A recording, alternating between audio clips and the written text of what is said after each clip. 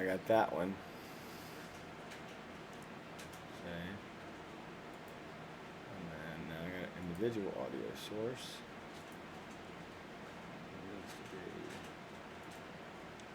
Check what? Say something. Nope. Not there yet. There it is. Say something again. Check. Yep. That's it.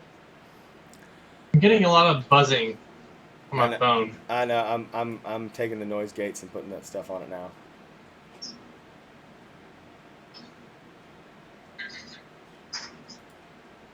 Suppressor. I hear that now.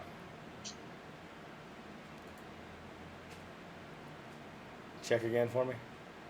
Check. Oh yeah. Let me go and edit my source now. Put the noise suppressor on. There it is.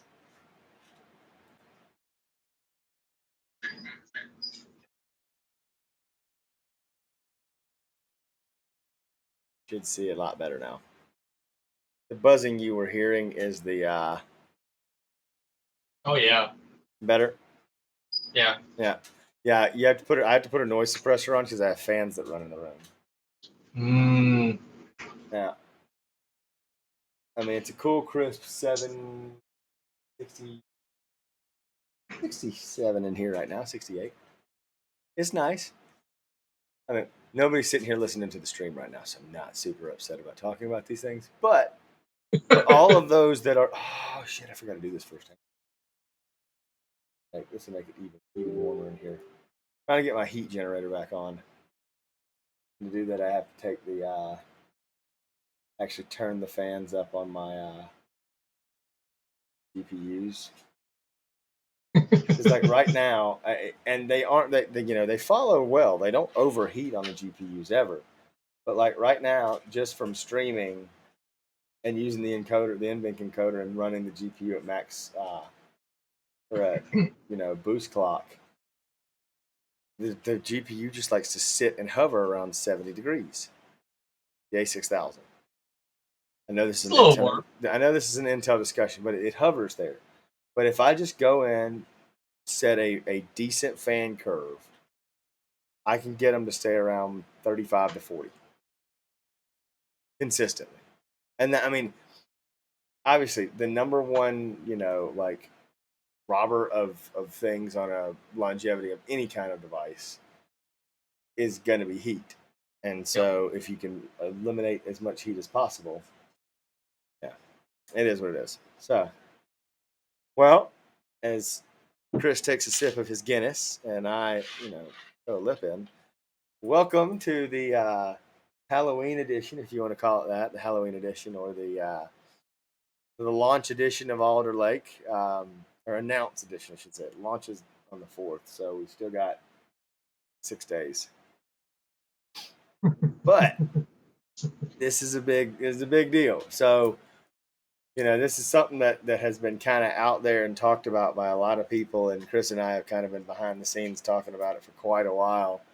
And we really did want to come and basically tell you guys more about it, give you an idea of why it's important, kind of go back in history and explain some of the major differences that have occurred over the years.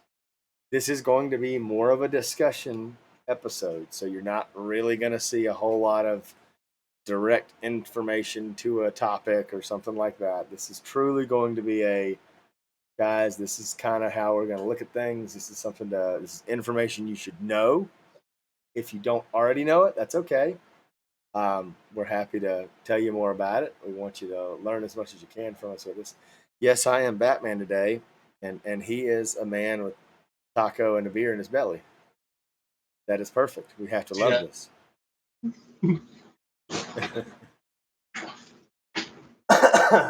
Oh, mercy.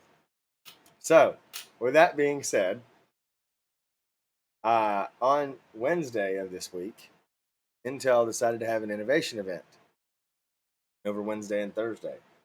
And the big topic of discussion in this massively live event, which, it was a pretty cool event. Yeah, it was a really cool event, but just listening to some of the commentary from the event and people that talked about it, you don't really think of people. I mean, I know Intel knows how important this is to get the word out about Alder Lake and explain to folks why Intel is, and I'm putting this in massive quotes if you're just listening, back. Um, but aside from all that hype, what people have forgotten, I would say, is that Intel was never really that gone. I mean, even with Skylake and Rocket Lake and all that stuff, Intel was never really far away from where AMD has been. They've always been close. Now they lost a lot in server and lost a lot in in HEDT spaces and workstation spaces because they just couldn't compete on core count. But they were never, as far as IPC goes, they were never really gone. But Intel had to do this live event, and the commentary always made me crack up about it. They did a live overclocking, Chris. I don't know if you saw this. They tried to do a live overclocking to beat the world record. They knew they could do it, obviously, but they tried to do the demo live. And if you've ever been a part of anything live, expect it to go wrong. Always goes wrong. Murphy's Law, whatever can go wrong will go wrong. I mean, you just got to expect that. It's one of those things. So, that being said, it was an interesting one. They talked an awful lot about it. You know, the Intel Innovation Event as a whole was it was pretty powerful.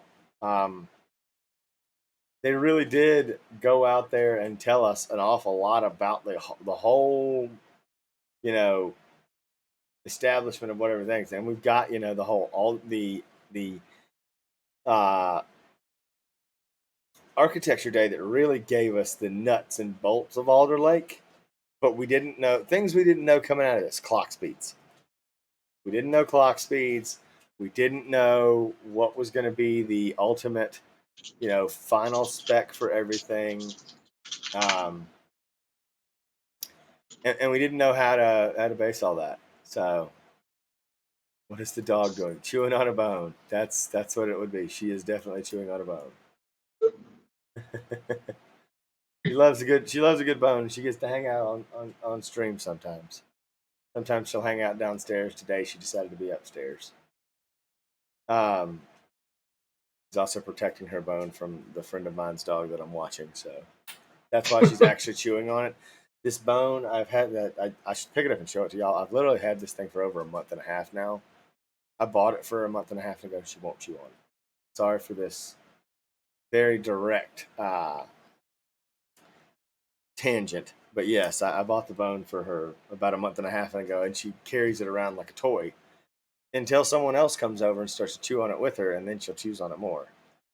So yes, that bone is a bone that my old dog would have destroyed in 2.5 minutes. I've had for almost a month and a half. But back to Alder Lake now. Now that we've taken that little road play off, my ADD is not quite in check yet. I've got about 20 more minutes for my ADD to be in check, so expect more tangents like that today, y'all. Hey, and also Daily Gray, thanks to the chat. It's always fun. So Alder Lake, like I said, they've officially announced it. I mean, can we say they've officially announced it though? They've officially announced the launch. They kind of announced Alder Lake almost back in Computex. Yeah, the second link. Wow. I think that they announced it back in Architecture Day in like August. No. I'm not even thinking about that. I'm talking about like, was it Computex or was it CES this year where they showed a PC running it? I don't know. I mean, there was literally really. When did Rocket Lake announce? That's Because last year. no, I'm pretty sure Rocket Lake launched early this year. Like, you know what? I bet Rocket Lake launched at like I said, guys, The it's going to be a 11th. discussion. We're going to go back and forth on it. The 11900K launched in Q1 of 21. Yep. So that means that Rocket Lake was launched probably at CES. And when they launched Rocket Lake, they showed off Alder Lake on a desktop and talked about it. They have been talking about this for almost a year now because everybody knew Rocket Lake was garbage. I mean, to a degree. Rocket Lake was garbage to a degree. I wouldn't say it's really garbage. Still a nice processor, don't get me wrong. Rocket Lake is an excellent processor it's basically Rocket Lake, for lack of a better word, is Tiger Lake, but it's backported, so it draws a hell of a lot more energy. That's the realistic thought behind it, because everybody talks about, well, Alder Lake gets another X amount of percentage in IPC, and I'm always sitting here like, well, what are we comparing this to? What's the realistic thing we're comparing it to? Well, we're comparing it to Rocket Lake. Well, Rocket Lake is, like I said, it's just a 14 nanometer. That's why they went back to 8 cores, guys. Was because they had to make it bigger. So that's what we know. Unfortunately. So that being said, we're talking now about, like I said, about Alder Lake, and Alder Lake is a really, really, really different kind of setup. It has P cores and E cores, and one of the things that I like is that they actually went in here and changed how you categorize the power. So yes, prior to Alder Lake, you had TDP, which is what everyone assumed would be your base amount of power, or whatever you want to call it, and that's what you really needed to thermally protect against. So now they've changed it to, I guess, I think it was, I called it was power PBK, power base. I can't remember the actual term they used here. I'm trying to read through the article you have up here, Chris, but there's a difference. The non-text article is pretty good. It is. It's got the two power. It's got the powers, but it doesn't have them labeled the way Intel labeled them, which is what I was getting at. It's okay though. Regardless, they have, so basically they now give you, so most K SKUs of Intel processors have 120 watt TDP, 125 watt TDP. But that's what they did have. And now they call that TDP base wattage. Yep, that's how many watts it's going to draw at the base clock frequencies. That is the minimum amount of power you need. Then they list a turbo wattage, so a thermal draw at turbo power. All right, without overclocking. Yes, non-overclocking it, not overclocking. So what does that tell you? That tells you, and they even give this, and they even tell you that this option will come in the new motherboards in the BIOS settings, that you can just set it to run at turbo at all times.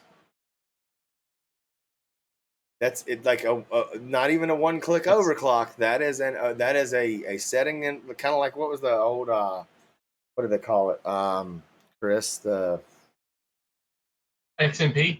Yep. No, not XMP. The oh man, they had that. It was a big thing that Steve at Gamers Nexus covered. The where it was like an all. I can't remember the name of that now. Dang it! I feel like an idiot today, guys. I apologize. My ADD has not resolved itself quite yet. Give me a minute. Regardless, though, they give, so for instance, the i9 12900K has a base TDP, or a base wattage that they're going to draw, of 125 watts. However, it's going to have a turbo mode that draws 241 watts. Slightly lower, mind you, than the Rocket Lake 11500K or 11900K. That What did that draw at? 250 at turbo. Okay. So it's a few watts less. And Okay. that's turboing up. That's the E cores at max turbo and the P cores at max turbo. Solid. So that's pretty good. And keep in And mind, this is Sandy Bridge, not Sandy Bridge. This is Skylake. Why am I saying Sandy? We're going to talk about Sandy Bridge, guys. So that's why it's on my mind. But this is Skylake. E-cores. The Skylake E-core, IPC, and you're getting 8 of them. Now, yes, and there's another guy out there that's on the internet, and he's a smart guy. His name's Not an Apple Fan. If you want to go check him out on YouTube, and he talks about how, yes, until you see benchmarks of it, no one thinks that these E-cores are going to hit that. But like I'm telling you, this is what we're being told. So until someone has benchmarked it and proven it otherwise, take it with a grain of salt. He's right about that, but I wouldn't be surprised if these E-cores have Skylake level IPC. And keep in mind, Skylake level IPC at 3.9 gigahertz is actually pretty quick. Now, somebody would sit there and say, well, how could they be that fast considering how much smaller they are? Well, what's the biggest thing they've done here, guys? They disabled hyperthreading. So without hyperthreading, you can make a Skylake core much smaller. So, I mean, basically, for lack of a better word, you're getting a i9, you're getting an 8 core, a 20% better 8 core, or I'm not going to say 20, a 15% better Tiger Lake 8 core processor with an 8 core 9700K attached on top of it.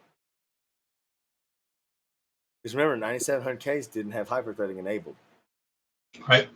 So you're basically, I mean, think about it. You're strapping those two CPUs together, and the 9700K performed excellently. Yep. So there's no reason we can't, appreciate that. I think that there's absolutely no reason we can't appreciate that. So let's take it with a grain of salt there. Now there's going to be some issues, obviously, but it is what it is.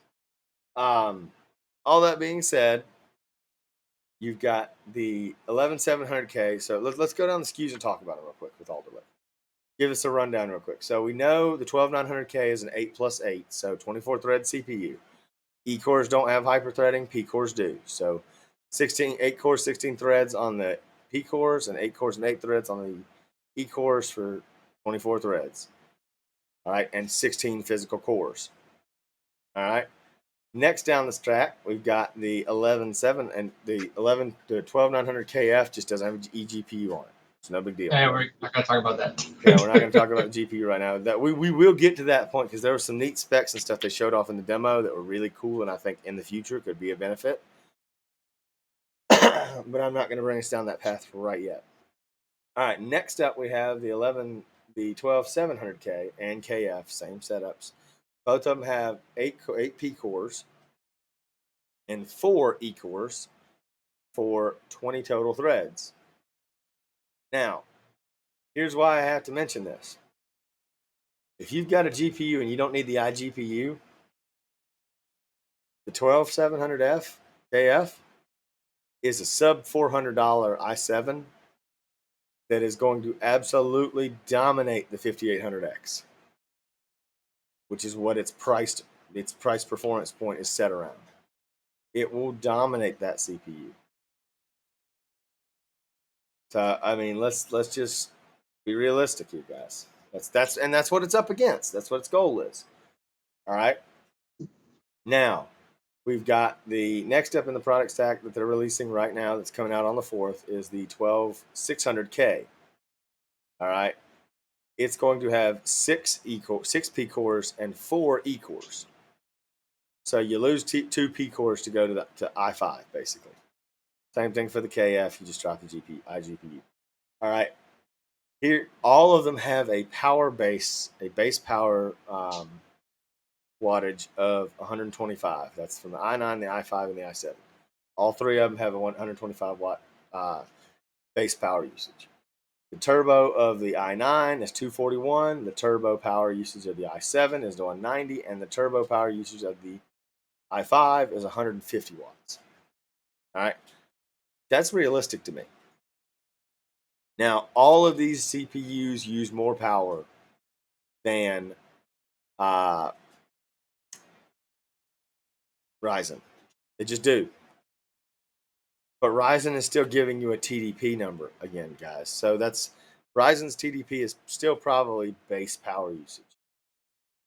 It's probably not turbo power usage, which is fine, and that's okay. Ryzen's a more efficient CPU. The R5 is like 65 watts. I mean, it's okay. And there's going to be non-K SKUs that come out of these CPUs that have a base power usage that's probably going to target closer to that. And the the base speeds will be clocked lower. So the base P core for the i9 is 3200 megahertz or 3.2 gigahertz. It is 3.6 gigahertz for the i7 and 3.7 gigahertz for the i5.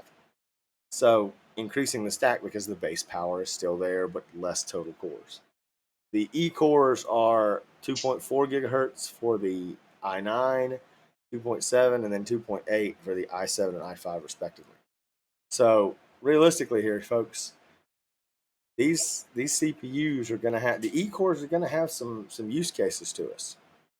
So don't run away from them yet. There's no reason to just run away quite yet from it. And I know we talk about simultaneous multi-threading not being on the E cores, but realistically, when you see the size of the package, let me see if I've got an image here that I can show everybody. Let's see if I got one. They should have an image.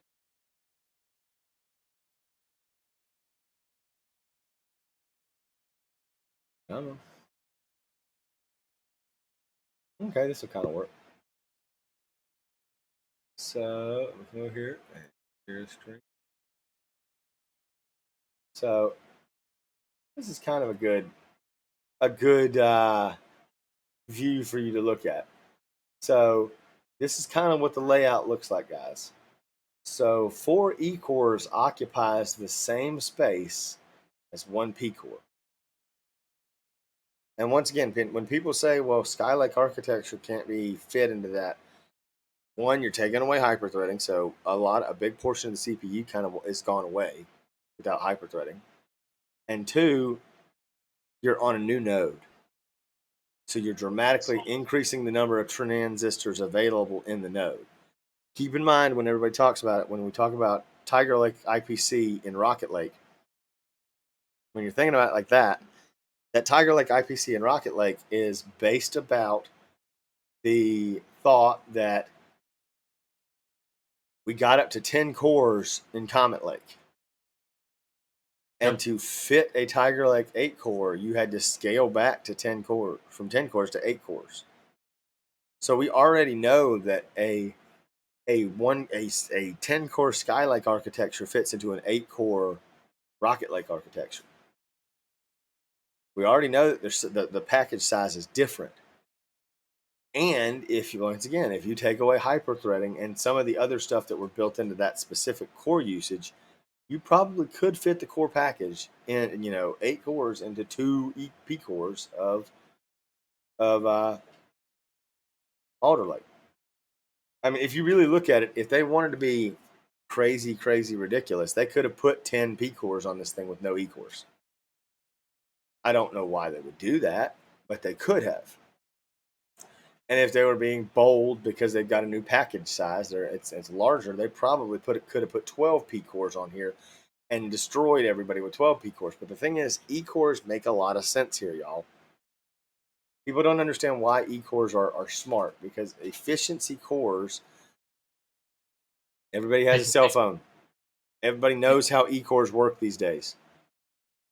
There are Microsoft Word does not need a full power core to run it. It runs just fine on a single thread of an e-core. So why not optimize your CPU to be more power efficient, for lack of a better word, too, and do this? I mean, Intel has been working this way, and I think a lot of the reason Intel was working this way is because they were hoping to get to this architecture sooner, so that they wouldn't lose Apple. They lost Apple, but I mean, this is what Apple's been looking for, because within Apple's operating system, it takes advantage of this. And so what did Intel do? They went to they went to Windows and said, "Hey, let's build this operating system you guys have been trying to build for years. We'll put it on an x86 platform at first, but you know what?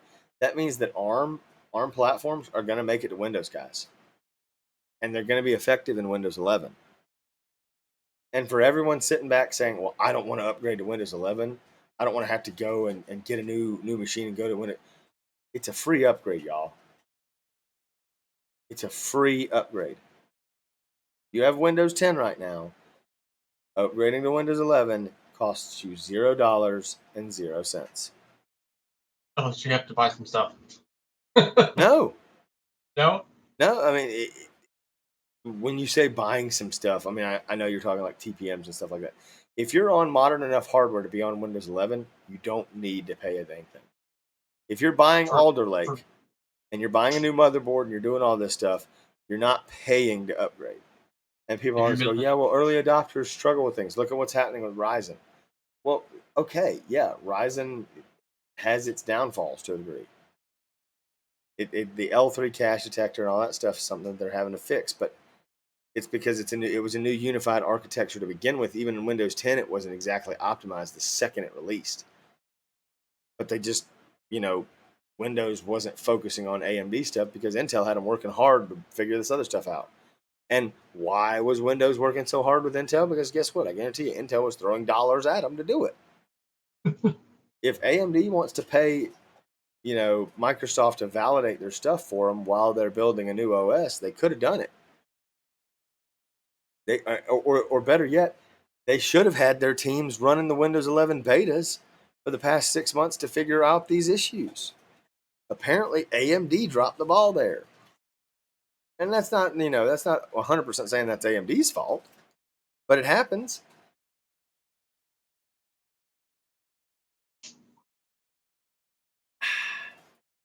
Hydration is key if you didn't know that. But Windows is they had to make some optimization setups. So here's how you can look at this, and I love this bar chart from the second setup of this this link here from the Intel Innovation setup. So they are saying this. So 10th gen Intel Core S, Comet Lake S, SKUs. Rocket Lake picked up 12%. Alder Lake's core is 28% faster in single thread performance than Comet Lake. Okay. Rocket Lake was the first redesign of an architecture in 4 generations. What'd you have? You had Sky Lake, you had Coffee Lake, and then you had Comet Lake, right? Sky Lake, KB Lake, Coffee Lake. That's right. So it's in 5 years basically. Yeah. Comet. Coffee, then Comet. Yep. Right. That's right. So I mean, it's a long day of time. You look over here, and Intel says that their E-cores are 1% more single-thread performance, single-threaded frequency, fixed frequency performance. Okay, what does that mean? That means if you downclock a Comet Lake CPU to 3.9 gigahertz, and you set it next to an E-core, they are the same. I believe that. Now, I believe that because of some of the explanations I've made earlier to us, but we won't officially know anything until embargoes drop on the 4th and these things officially drop for you to buy. And everybody that went out and spent all their money and pre-ordered on the On Wednesday, you will be either known as a fool or as a genius on the 4th. You won't know until then. And I'll go ahead and tell you, based on some of the benchmarks we've seen, we already know it's going to be way better. I mean, guys, it's the P cores alone are going to be way better. We knew that was going to be the case. You know, we just knew that. All right. So,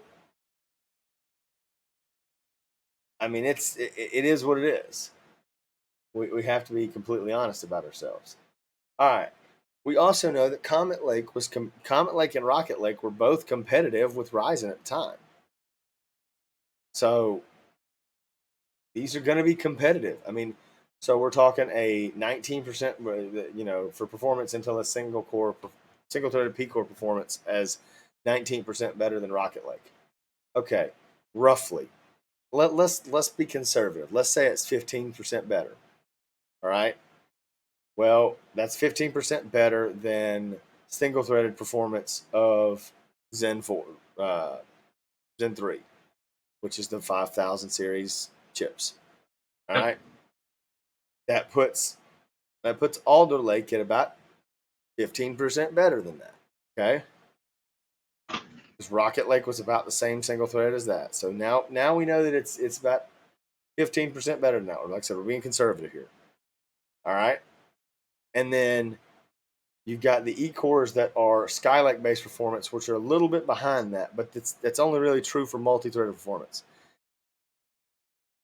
This CPU is also turboing once again faster than any CPU that AMD has by about 5 to 10%. So if it's turboing faster in multi-core performance too, some of these claims that we're seeing, where we're seeing a Alder Lake CPU beating a 5950X in multi-threaded performance, I can believe that too. It's all a mathematical game. Now, we've all heard the rumors that, and once again, we don't try to cover rumors from the standpoint of rumors, but we know because once again, AMD has shown it off that they are going to release some kind of V-cached version of Ryzen. They showed it off at Computex. We know it's not coming this year. We know it's coming sometime next year because they were going to be sampling this Q4 and production would go in Q1 sometime. So maybe by Q2 next year we have a product that's back. But what this means that roughly every 3 to 6 months, one of these companies is going to be firing back and forth for the performance crown, which is great. Which means that let's get realistic here. So I've got to go back a quick page and show you this. So here's why I like the competition now. So and I'm going to show both of these things at the same time. So you've got the i7 against the R7, the i9 against an R9. And they put this one up against the 5900X because of the pricing. Yep. But we already should understand and know that this is going to beat the 5900X in multi-threaded performance probably fairly handily. Yep. Because it's got a much better single-threaded performance and it's got more cores. Right. It's got 16 cores total. Now, once again, doesn't have all the thread. There's the same thread equaling, but let's just core for core match. Multi-threaded performance, a 12900K should definitely be better than a 5900X in multi-core score. All right? It's price comparative with the 5900X. It is cheaper, however, than a 5950.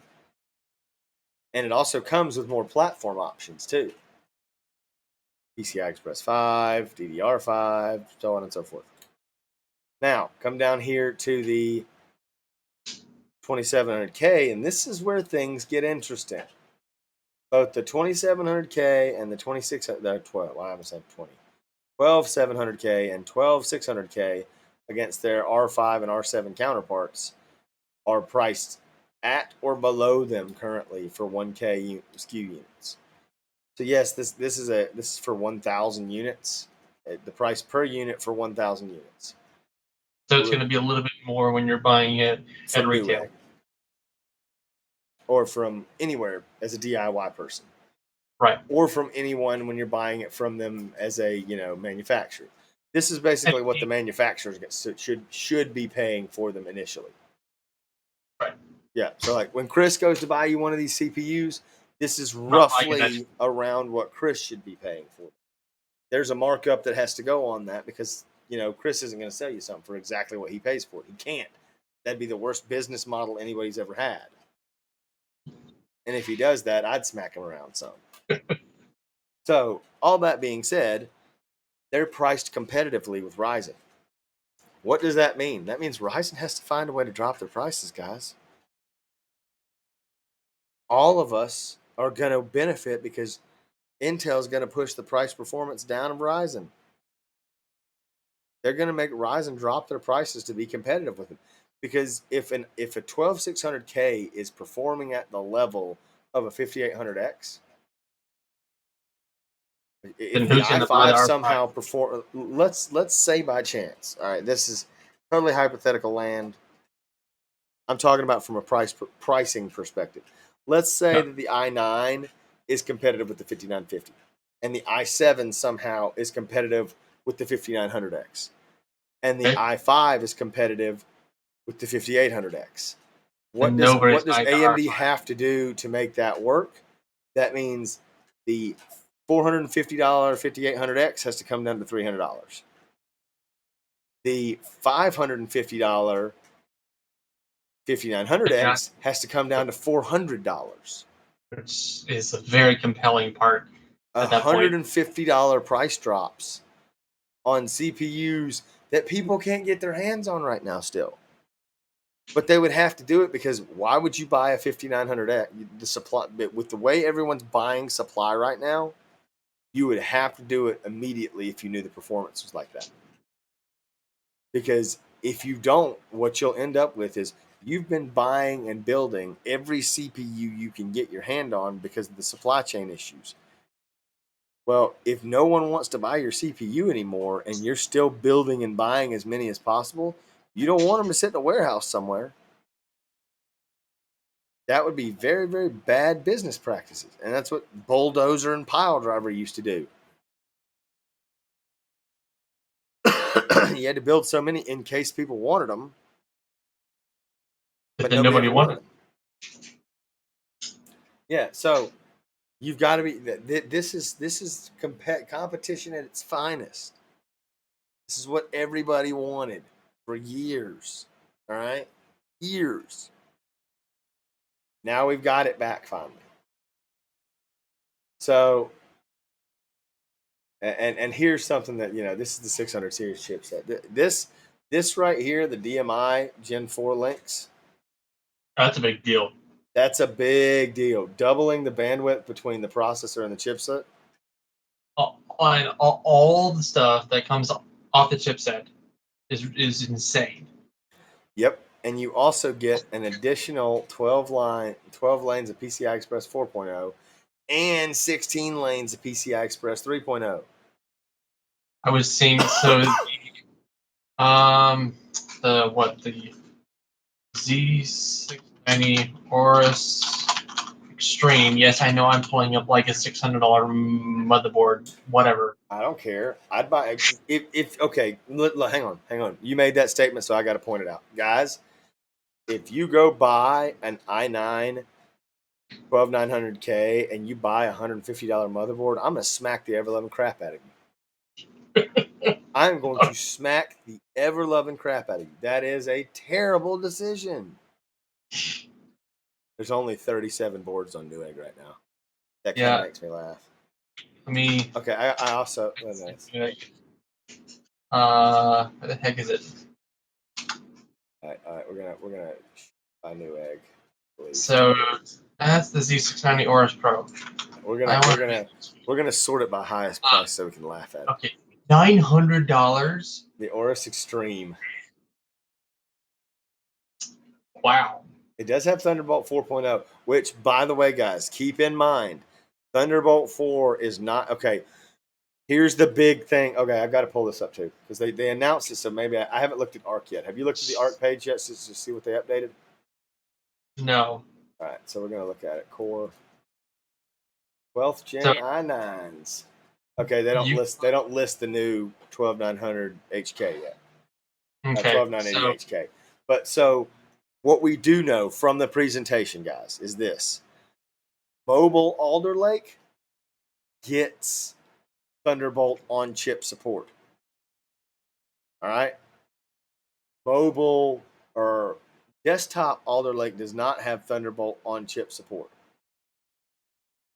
All right, they have to do it this way: total number of cores, total number of threads. Why are they doing? They are being transparent as hell here, guys. Where applicable, is only available. Hyperthreading is only available on performance cores. Now, just wait. I'm gonna go ahead and tell you the really neat thing with Alder Lake is gonna be some of the really efficient chips that they usually release on mobile. Like think about the 1157G, whatever the hell they would call them. 1195G7. yeah, Those ridiculous numbered ones. The quad core parts that they were releasing with Tiger Lake early on. yep. Imagine now you've got a quad core part with 8 efficiency cores. Yes, that means you only have 16 threads, but you've got a if those efficiency cores take next to no wattage. Yeah, So that would it's be like building a 6-core part total in terms that's a of big deal. wattage. It's a big deal And you for can put that in a 20-watt laptops. package. Yep. I mean, that's going to be competitive with like some of your higher clock processing packages of uh, of AMD. Laptop is about to get crazy, dude. Like you're Yeah. about to see some really sweet laptops that come out in the next 6 months that are going to be really competitive with AMD and Intel desktops. Right. Um, you want to I'm get back to the Z690 Yep. Go ahead. Tell me chipset? more. Like, did she have a car? Right. So we're gonna use the Aorus Pro model, which is currently 330. Brad's gonna pull it up on Newegg. So Oh, I'm sorry. the I'm nice I'm thing, browsing too on Newegg. Guys, I'm going to browse on stream. So you said the Aorus Master, Aorus Pro. Aorus Pro is priced at 330, which is technically, There it is. if you compare it to the X570 Aorus Pro, it's about $60 more. Which, whatever. Okay, fine. And it should Anyway, be. um, on board you get quad M2. They're all Gen 4. 4 M2. 4. And PCI 5.0 on DDR5. To get 4 M2s previously on board, you had to go with like I don't even think X299 could do it. Maybe Yeah. TRX40. There's some X299 boards that have 4. They're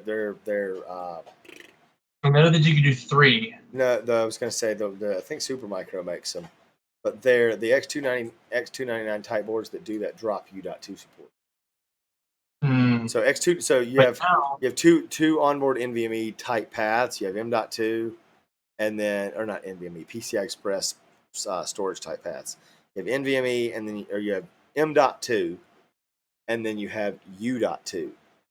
Both of hmm, those can use PCI Express, 4 lanes of PCI Express on a, so like on the, if you look at the, I'm going to use the board I have sitting next to me, the Sage board, the Asus hmm, WSX299 Sage Pro, or whatever you call it, Sage.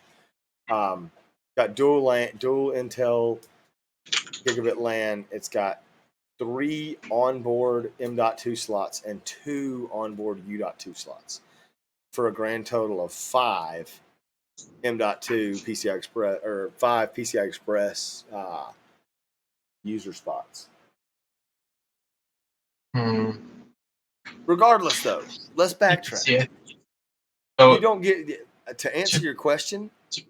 What does Supermicro have one? Are you looking? I'm not. Okay. Well, regardless, even if Supermicro doesn't have one, this is a first. Okay, the only other board I know right now with 4M.2s on it directly that you and I have specifically looked at is that Supermicro board for Ice Lake. Yeah. Like, this is ridiculous. And that's like so four Gen 4 M2s on a standard ATX dual channel, Z series board is crazy. Like you can put, you could put 8 times 4 is 34 terabytes of NVMe. Not that you should buy an 8 terabyte, NVMe, because that's like That's a $2,000. lot. I mean, yeah, you're not gonna buy. But Not, you could. you could do that, but more realistically, people could put 8 terabytes of NVMe storage on there. And keep in mind, it's PCI Express 4.0. With 4 M2s. Which, Four PCI Express M.2s. Ladies and gentlemen, I just like to whisper it like this. There will be 4 PCI Express M.2s on this board. Holy fucking shit. And I say it again. Holy fucking shit.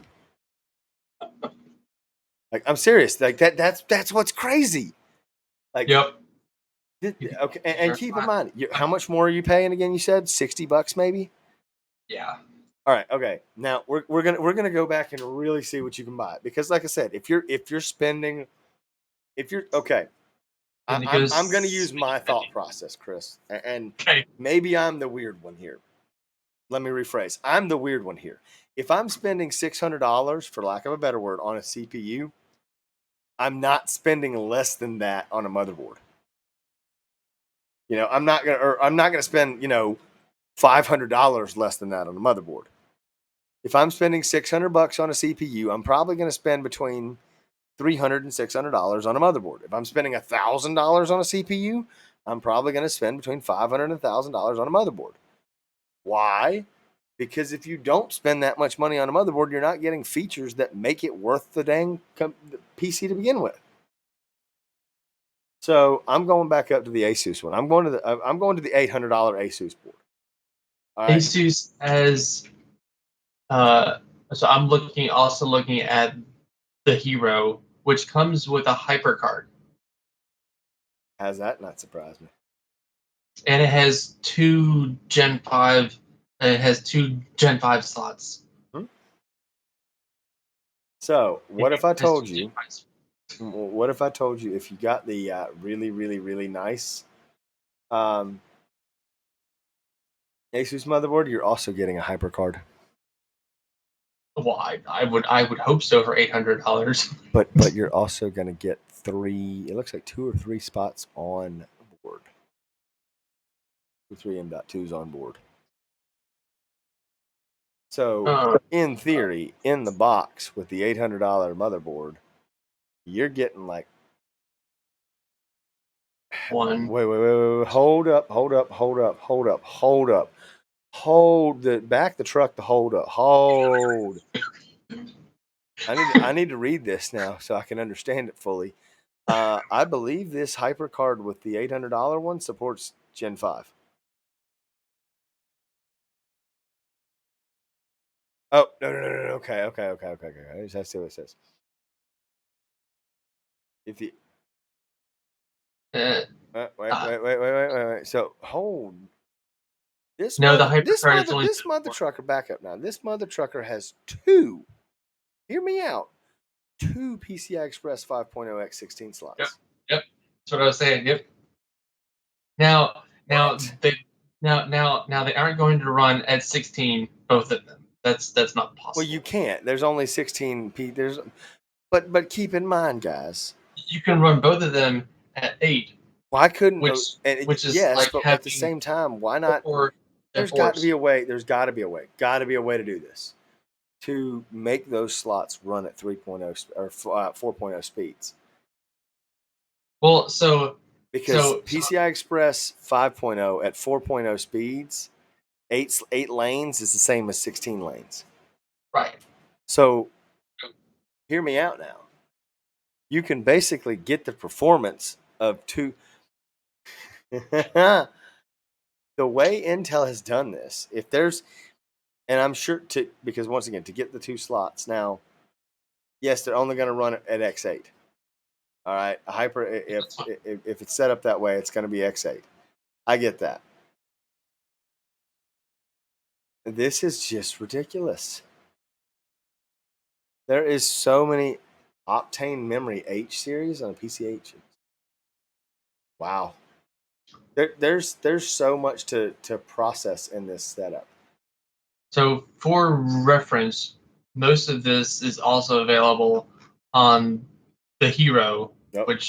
which rings in at $600. So Yeah. paying $200 extra for effectively the water block, which we all know that is the extra over the Hero. That's the way that's always been. So what they're saying is based on this is you have two PCI Express Gen 4 slots in two slots here that run off the processor M keys. All right, you can run 5 M.2s on this board out of the box, whether it be through the HyperCard or through the actual setup.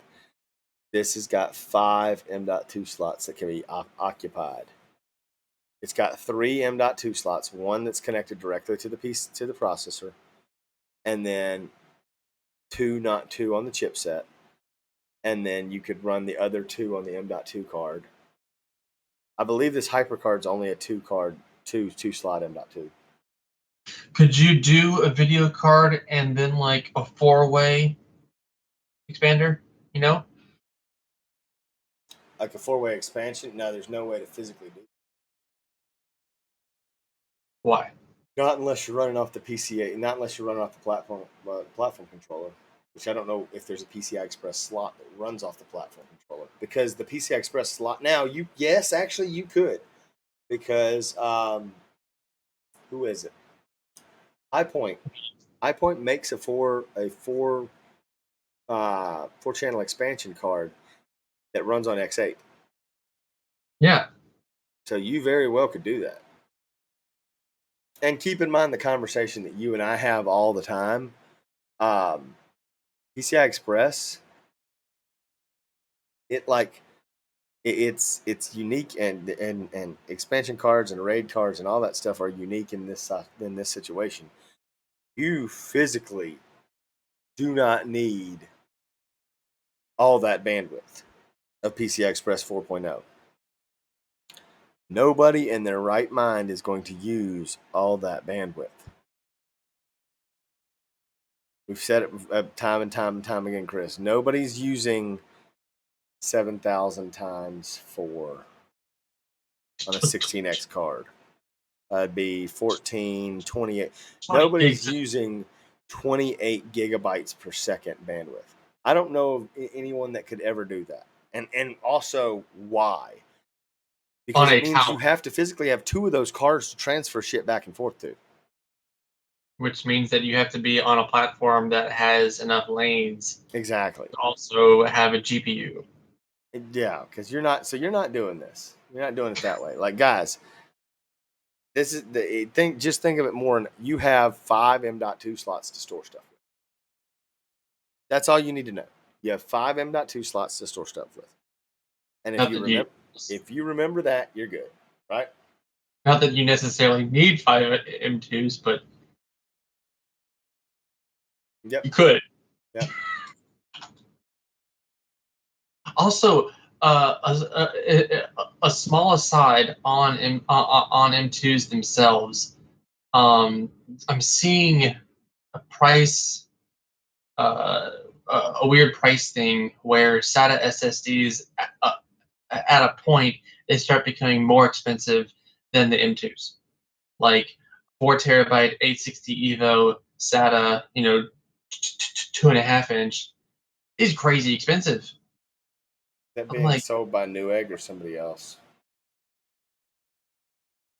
it's well, let me go and look it up right now. Storage, Samsung, 2.5 inch, capacity. Okay, well the 8 terabytes is large, but the 860 Evo 4 terabyte is $706. Okay, so that one's probably being gouged. Yeah, Uh, that's got to be being gouged. we There's have no a reason for that.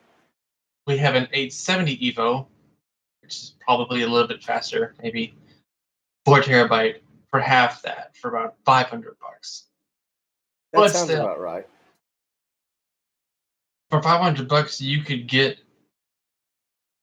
I can sell you a 4 terabyte. Oh yeah, No, 4 terabyte NVMe, absolutely. yeah. Why? Well, why are SATA SSDs, in particular Samsung? Well, it's Samsung. I don't live up to looking at Samsung. But So let me go I hit Western Digital I, Crew Seagate. I almost never spec 2.5 inch SSDs anymore. Just doesn't happen. 4 terabyte. I mean, like I said, it depends on what you need because, the reason you don't spec SSDs is because SATA is just that much slower. And like I said, it really depends on what you're doing with the drive. Um, so, for instance, If we were building here you like, go. Here you go. Here's a Western Digital Blue 4 terabyte SATA SSD that's $350, $387.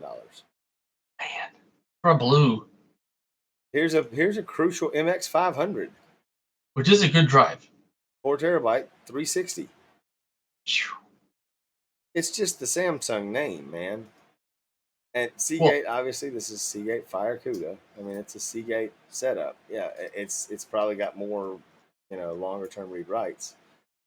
But like mm, the 2 terabyte, and it all depends on what you're doing with them. Wow, here's a red. It's the 4 terabyte reds, and it all gets back to what's the right longevity. How long can it write for?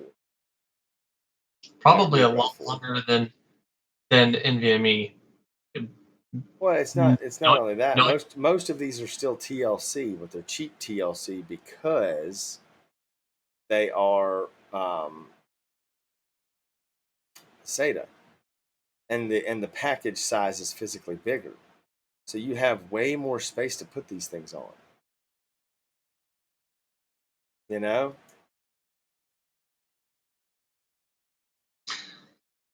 Anyway, the interesting little aside. Um, We've yeah. gone down the rabbit hole. We're no longer talking about Intel. We should be. So the other thing so the other path I kind of wanted to dive down and talk about, which was kind of unique tonight, was this. So we've got Intel in here, and we're talking about. I would like to point out that this thing loves to boost over its max boost. What? That's the A6000. It loves to stay above. If you can keep it cool, it loves to stay above its max stock boost. That's besides the fact. So, I wanted to go back here, and we're going to take some. We're going to go back down. We're going to take a trip down memory lane here, folks. Legacy core processors. Are we All going right. back to Sandy Bridge? Now we're gonna go back to things that happened before Sandy Bridge. Oh dear. Mm-hmm. How? Mm-hmm. Oh, how So, guys, far here we go. back? Here's is this the 920? Is that what I'm thinking of? 7 Oh man, 75 maybe. that's older than Bloomfield, baby. Core Launched 2 in Quad. 2009. So we're talking like this launched literally 12 years ago. There are children gaming on computers right now that this was, released before. Intel. So we're gonna. The reason I wanted to take this backup dive is say, when did Intel's biggest processors start to be quad core? All right. So I guess you have the Intel Core 2 Quad, which that was. I guess I need to sort this by release time, launch date. Rolling down.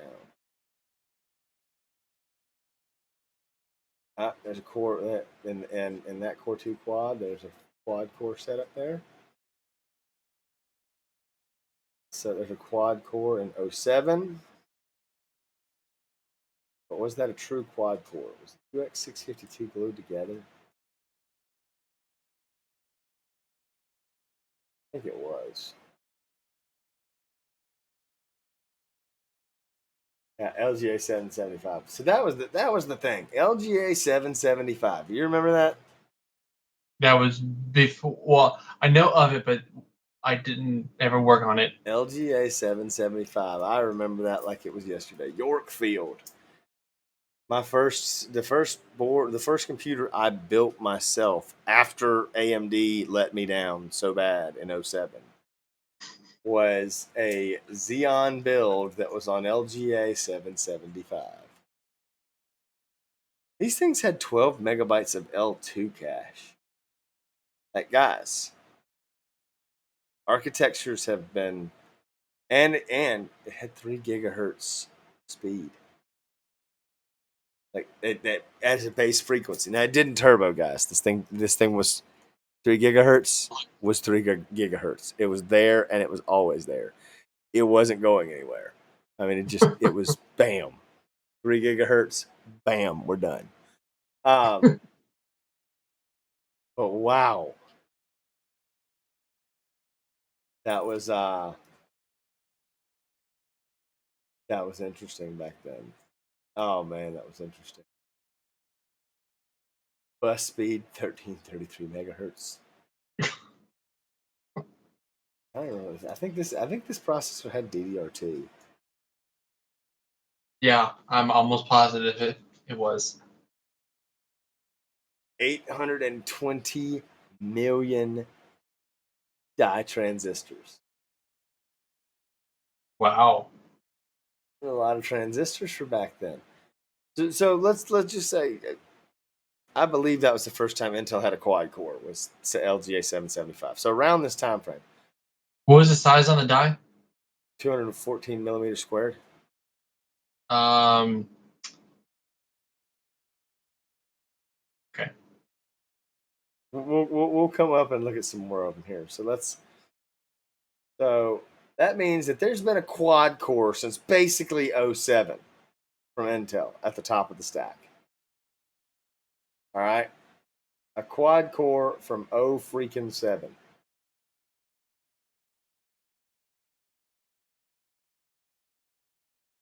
Wow.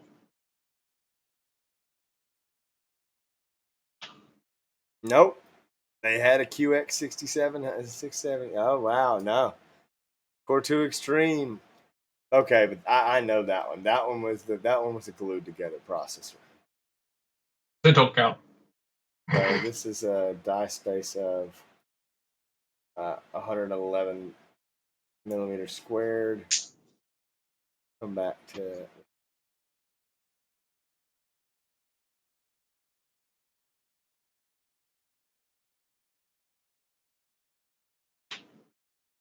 I believe it's going to be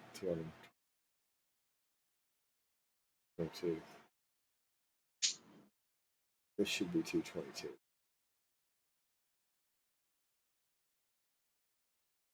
At 286. So yeah, it was. That one was the glued together one. That one was basically 2 quad cores connected together, for lack of a better word. But it didn't even hit 3 gigahertz. And guys, it didn't even have 2 megs of cache. Didn't even have 10 megs of cache. Once again, this was L2. So like people forget L2 used to be the top level.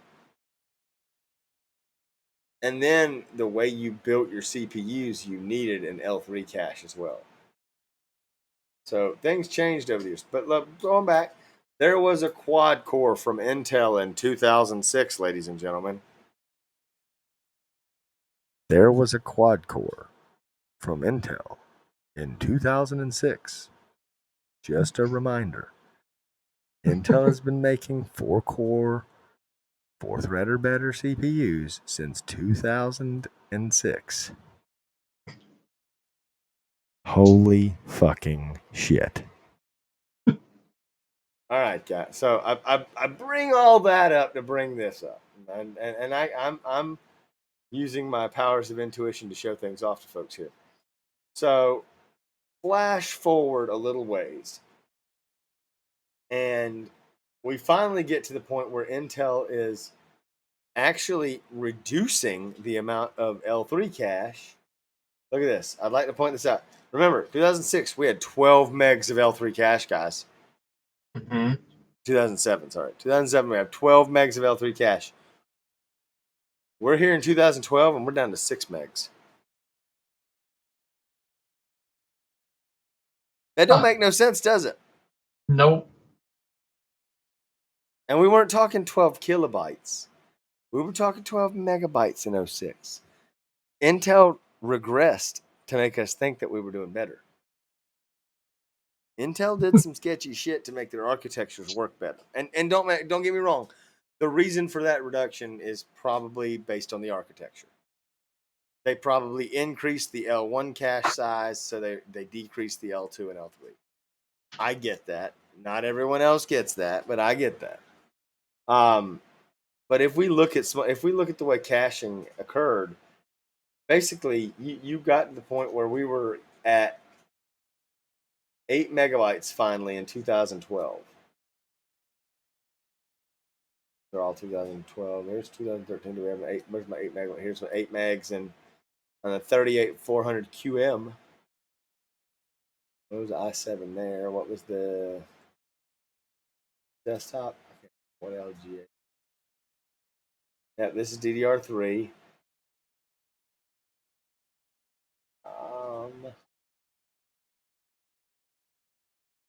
No, that's FCPGA. It's a socket, full-time socket. Ooh, that's right. That 980 had 6 cores, baby. We got to that 980. Wait, that's that. There it is, right there. Q1 2010 and 2011. We finally got ourselves a 6-core processor. We were something special there. That was pretty. That was pretty times, guys. So that should go. That goes one step further for us. We didn't get a 6-core processor from Intel, but we did. We had a 6-core Intel processor in 2011 and 2010. Intel releases 6-core processors. Seriously, 6-core processors in 2011. All right.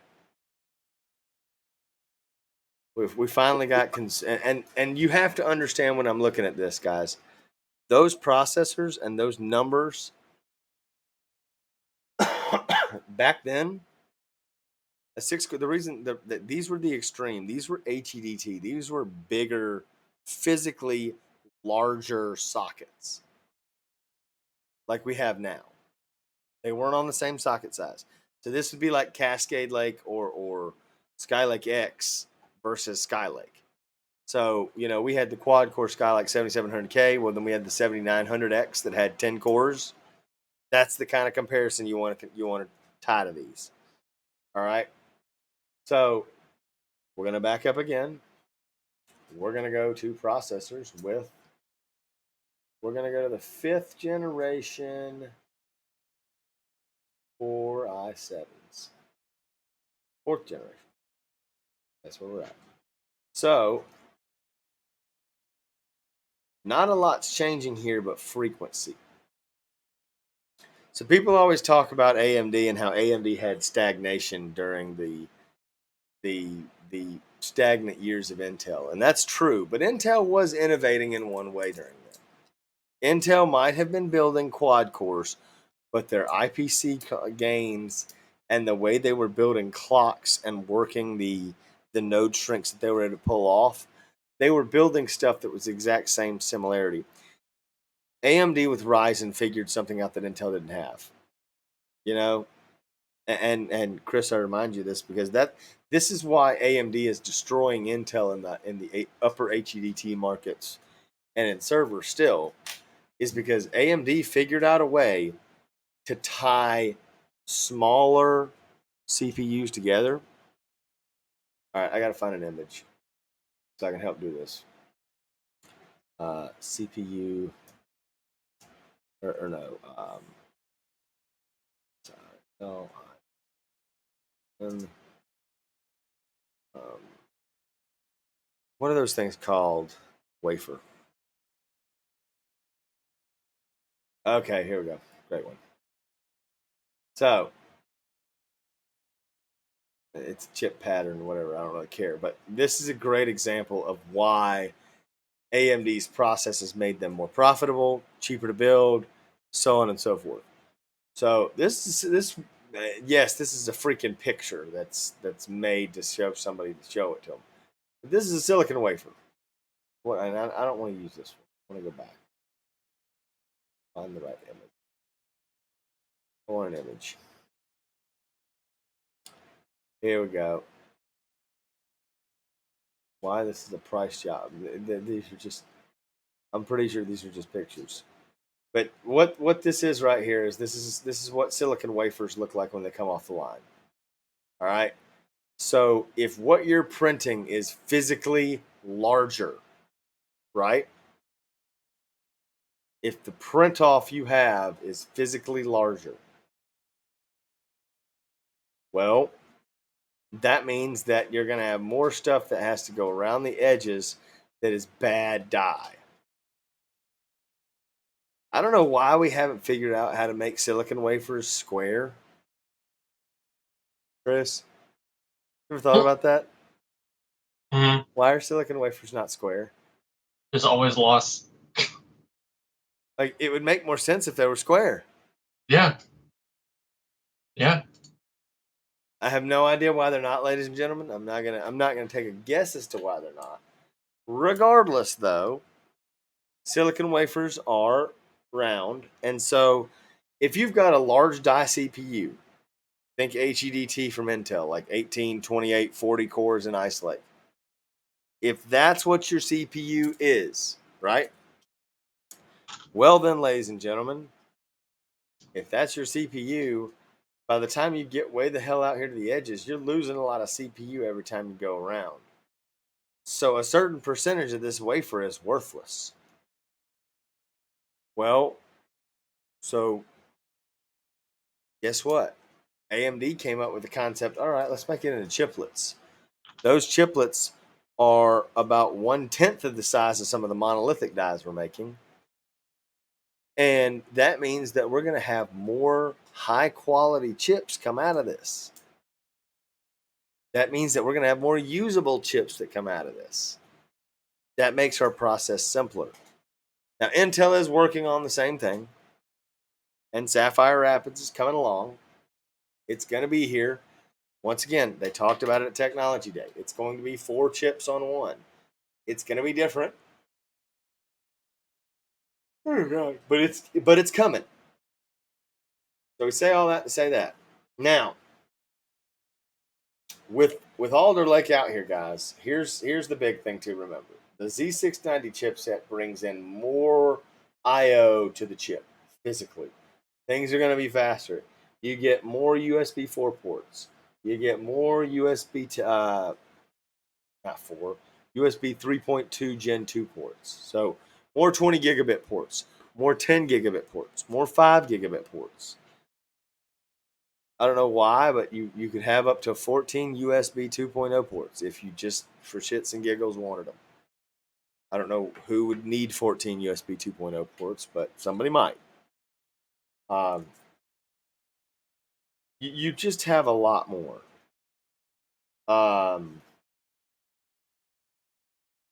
Wi-Fi 6E is built in directly now, which I like.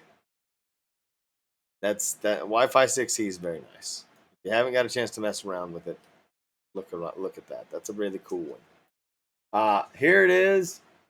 So TDP used to be thermal design power.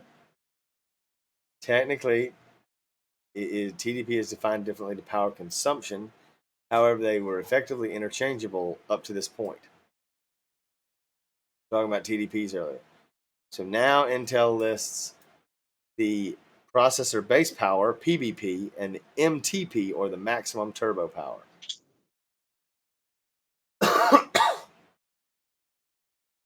How's that sound for a second?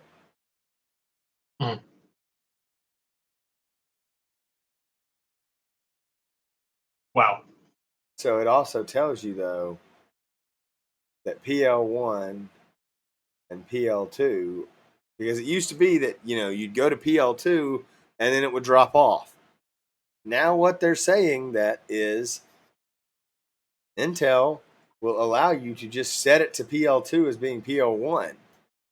And if you've got the cooling, you can effectively run these things as maximum turbo at all times.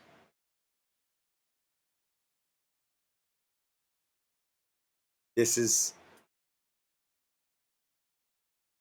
going to be kind of nice.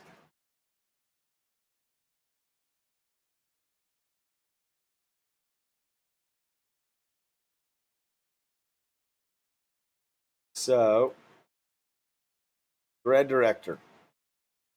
We got to talk if we're gonna talk about 12 chin, you got to talk about thread director. So here is why, and if you ever wanted to know, this is what makes Alder Lake unique. And Alder Lake, okay, guys, Intel's thrown so much money into Alder Lake, you have to recognize after Alder Lake, every CPU is going to get some kind of P core and E core design. But Chris, do you have the deep dive pulled up a little bit, right? All right, I'm pulling the deep dive up to look at it here real fast. Because this is the thread director from Architecture Day, which is, I think, a better article to reference here. I was going to let you kind of give a little bit of an overview about it from this scenario for me, because I need to run over Intel Threadripper Director. That's funny. I never noticed that. Sometimes I don't read the titles. I just read the actual article. Yeah, a non-tech made a funny there. It's not Intel Thread Detector or Threadripper Detector. Yeah, threat. That was pretty cool. Hey, it would have been funnier if it was Intel Threat Level Midnight Detector. I love that episode. Here, give us a little reference here, and I need to step away for a second. I'll be right back. Sure. So it's basically a software that helps the OS determine which tasks go to which cores, and that's the really, really short version.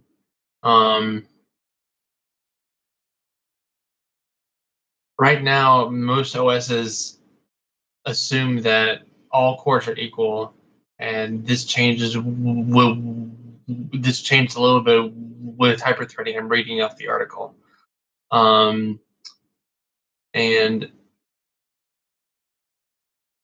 so ARM was a little different because you have the super high performance core or the P core, and then regular performance cores, I guess a small p, and then efficiency cores.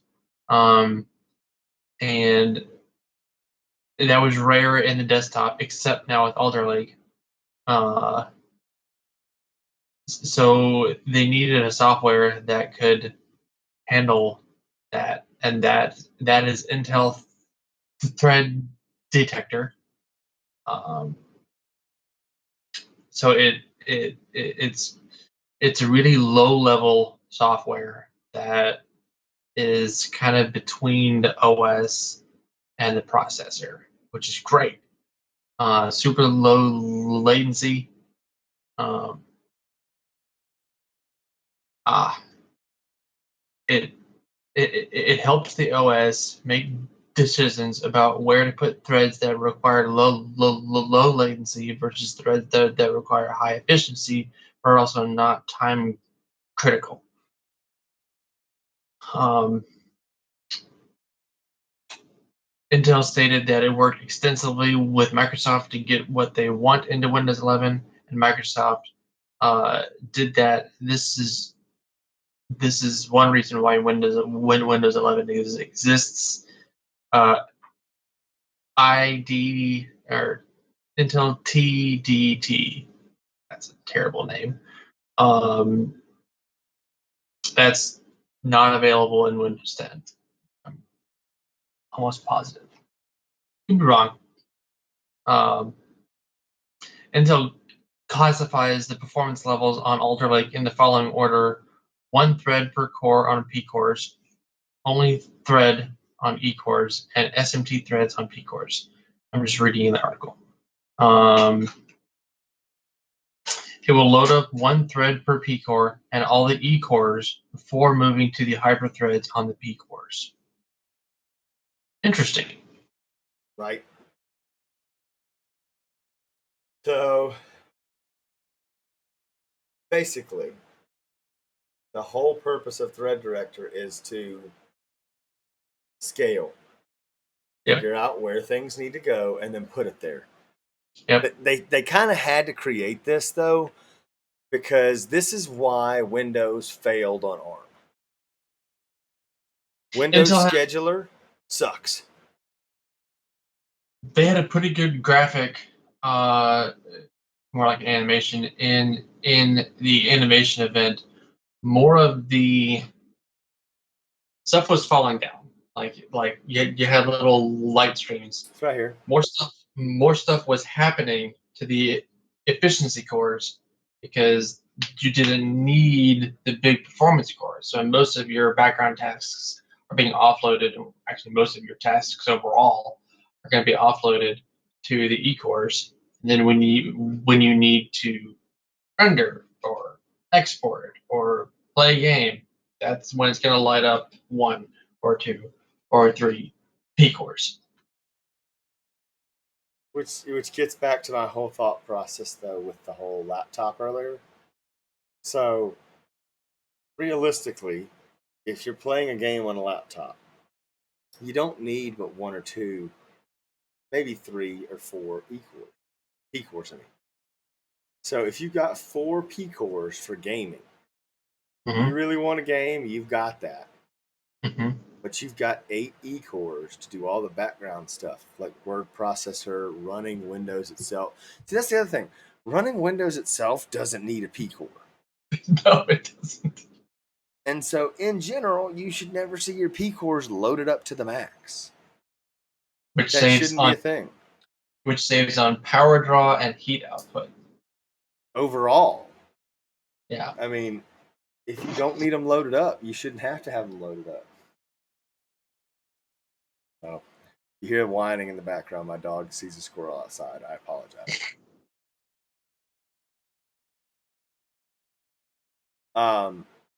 But realistically, we can talk. We can look at it and talk about it this way too. So you've got the E cores and the P cores, obviously, but you've got this. You've got this basically this overview, and this is what we're looking at on screen right now. You've got this layer on top. That's the OS scheduler, and it's Mm-hmm. kind of transmitting down. Okay, this is where these are the threads we have, and then the thread director is sitting there and going, you know what? Scheduler's wrong. We don't need to send this to a P core to run. And I've got to pull it up so you can see. It's just so you can laugh at some of the things that Windows has to have. So we're gonna drag this back over here. We're gonna look at Windows real time. What's Windows running in the background? All right. A lot. NVIDIA, all these NVIDIA containers and NVIDIA shares and NVIDIA, none of that shit needs to run on a P core. I mean, notice what it's physically using of the CPU. 0%. It's just living in real time. I mean, USB 3.0 boost service. What the ham sandwich is that? Right. System settings broker.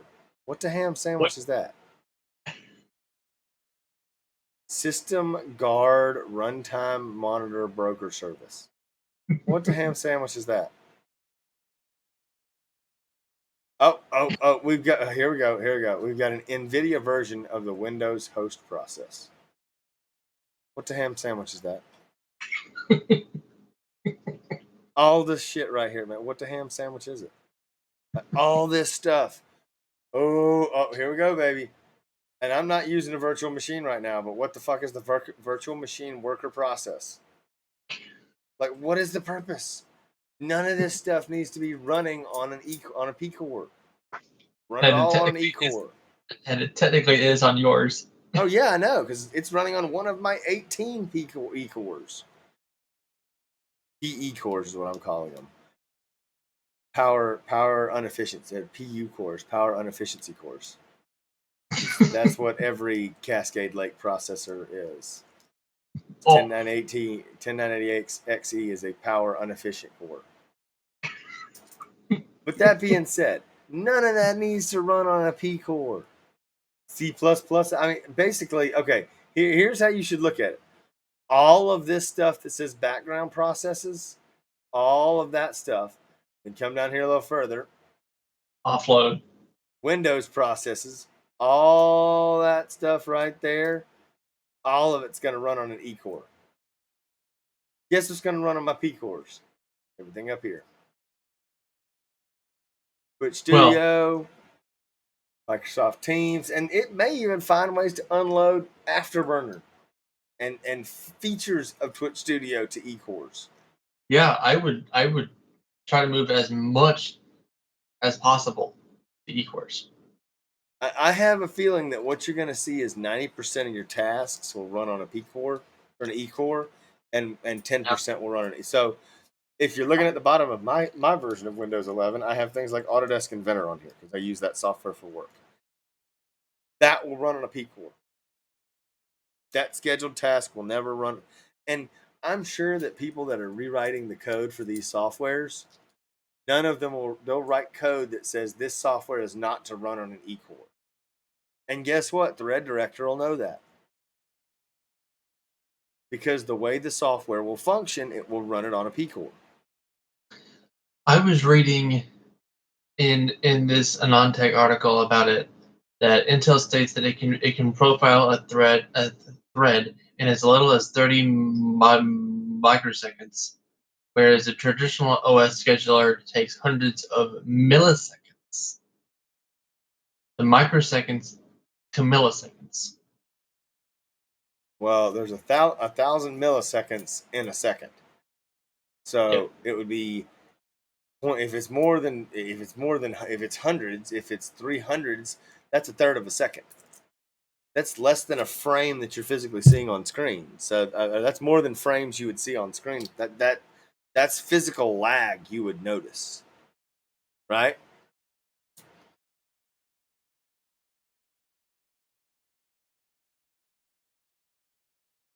I'm just reading off the article. Oh yeah.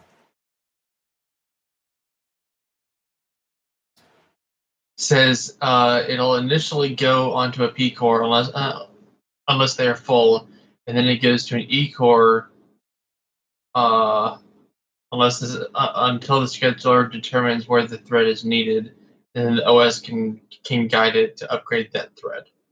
Yeah. Okay. I'm Thread Director something cool, but I'm sorry, we got to get to the next portion of this, which is going to make everybody love it. XMP support. So, as of right now, Chris, how do you operate XMP? We turn it on Yeah, but how do you turn it on? Where do you go to turn on XMP? in the BIOS. Not anymore. Yep. So, What? So BIOS is normally where you go to edit your XMP profiles of RAM. These new Intel processors now have the ability to physically tweak your memory speed in OS.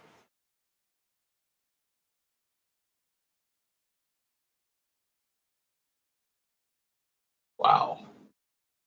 Wow. Where are you seeing this? I'm not. You had to watch the thing to hear it. Oh, So XMP okay. 3.0. It's on the next page though. So here you go. Rewritable profiles, on module voltage control, CRC checksums, vendor profiles. You have 3 profiles for XMP in 3.0. And where is it? Right here. You can change. This is Intel XMP innovation possibilities. This is inside of IQ Corsair. Mm, wow.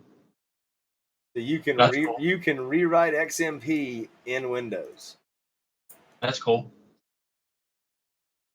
And here you go. Here's my favorite part: dynamic memory boost. Explain. So you have the default frequency, right? Yep. You have the XMP frequency. Yep.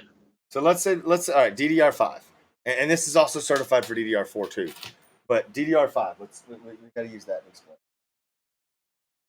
Tell me a quarter. All right, we'll represent it with 2 quarters. That way, it makes sense to some people. To other people, it won't, but it's still going to make sense to most people. So your memory is this speed. You want it to be like this is what you bought it at. You know what? That's stupid. Your memory is 3200 megahertz. We're going to use the DDR4 speeds for this situation. But you XMP the DDR, or you buy it at 3200 megahertz, but you configure an XMP profile that makes it 3600 megahertz, right? Well, 3600 megahertz, when you overclock that RAM that way, it actually uses more power to run it Hmm. by reconfiguring voltages and so on and so forth. Well, what if just like you use uh, CPU speed and your CPU fluctuates up and down in terms of frequency, what if you said, "Hey, I've got DDR5 5000 megahertz memory, but I'm going to downclock it to a default frequency of DDR4 3200 megahertz frequency. And then when I need that 5000 megahertz frequency, it boosts. So I save a Interesting. bunch of power in RAM by Yeah. downclocking. Yeah.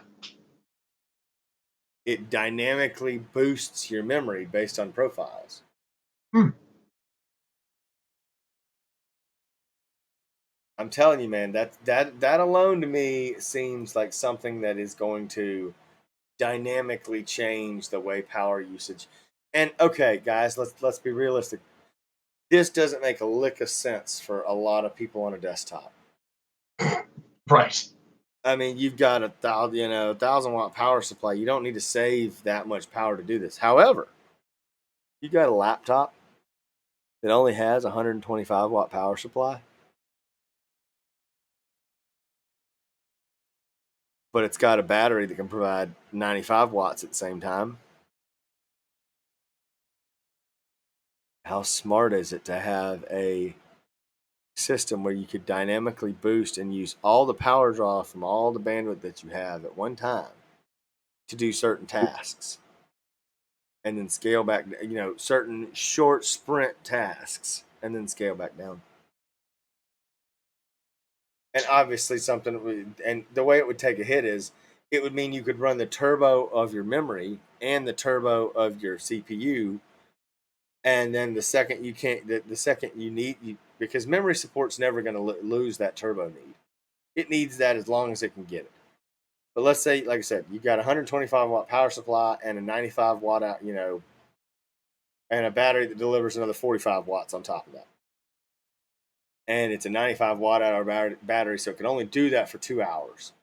But you got a short burst where you want to draw 180 watts from the two, or not 180 watts, it'd be 170 watts for 5 to 10 minutes of that battery. It'll allow you to draw 170 watts of the battery and the power supply,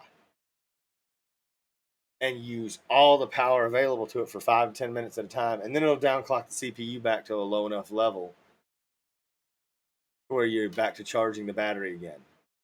But it's using all the tools it has available to it to get more performance out of something. There's so many situations, or you need more memory bandwidth, but you don't need more CPU bandwidth. Sometimes you don't need those two things. I mean, just the ebb and flow here is going to be great for this. That's another cool thing that I like to think about. Package improvements and overclocking. All right, guys, this is kind of cool too. So Intel's got some confidence, maybe cockiness, but at least some kind of confidence in these new CPUs. In case you're wondering. And what I mean when I say that is they have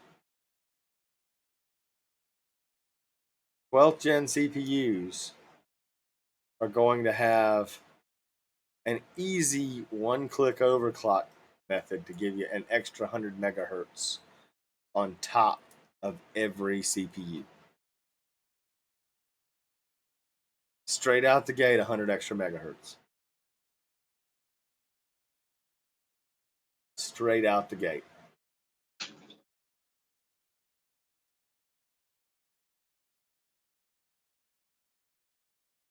I'm sorry, but anytime you realize that there's headroom, and they're saying, I mean, there's a lot of people saying that there's probably 200 to 300 megahertz of gain easy on every CPU. Obviously, y'all, this is going to draw more power. Let me prepare my shocked face.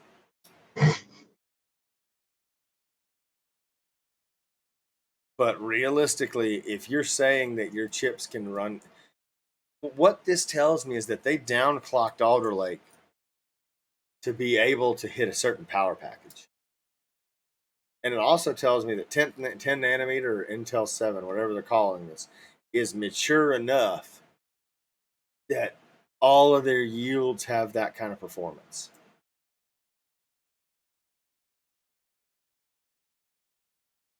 So the P cores all can individually be overclocked, just like before with your old cores. You can individually overclock one at a time. The E cores, however, all have to be done at one time. All the E cores can be disabled. You have to have one P core for the system to work. You cannot run it on 4 E cores. That's fair. That's fair. So, I mean, if you really wanted to get crazy, like we were talking about earlier, you could go down to 1 P core and 8 E cores and just fuck around with shit. I think didn't they get like 6.8 gigahertz? I don't remember what the new overclocking win was. 900K overclock. Yeah, find 6.8 on the Z690 Aqua was Tom's Hardware has an article on it. 6.8 gigahertz. 6.8 on LN2. Oh boy, that's pretty fast. Good Lord. 6.8 gigahertz stable. He was 6.8 on the P cores and 5.3 on the E cores. He also dialed in 5.5 on the ring cache. So, ladies and gentlemen, that's basically a Skylake core at 5.3 gigahertz. Guys, that's like saying he just said, "Guess what, y'all? I'm gonna show you what's up." He gets 6.8 on Tiger Lake or on better than Tiger Lake level cores, and the stock boost clock on Skylake cores. of 5.3 gigahertz. Because that's what Comet Lake got up to, remember? Yeah. Comet Lake went to 5.3 gigahertz. Yeah. An 900K. Yep. That's Rocket Lake. 10900K Oh, also got sorry. to 5. The 10900K also got to 5.3. I think. 900K. I've got ARC right here. I'll look at it. There's 5.3. Yep. Wow. Wow. Even the 10980HK got it to 5.3. It was the memory was overclocked to 6200, base clock of 4800, and then 1600 watt power supply. Yeah, okay. I wonder what power draw was. Are they gonna tell me?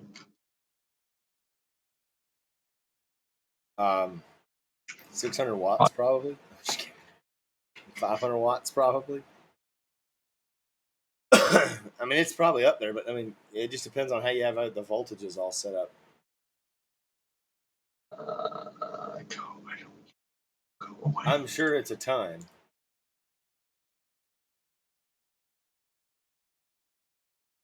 I mean, if it makes you feel better, the best you can do on a stock clock 1090XE is 4.6.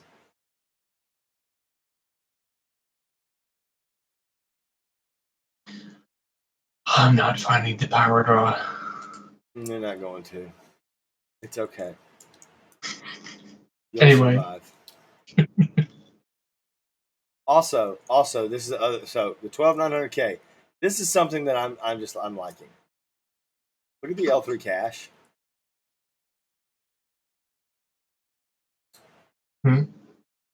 L3 cache is now up to 30 megabytes.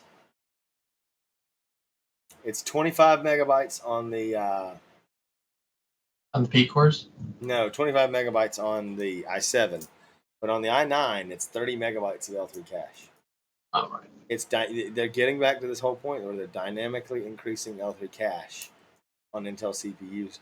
But see, this is where things were different though, and why Intel's always been unique. Intel has not really needed high cache bandwidth because they've had high bandwidth to memory. Their ring bus bandwidth to memory has always been faster than AMD's. So AMD's solution is to throw more cache on chip. That's why Vcache is the thing. It's because they're throwing more cache on chip because it effectively negates some of the issues they have with memory bandwidth.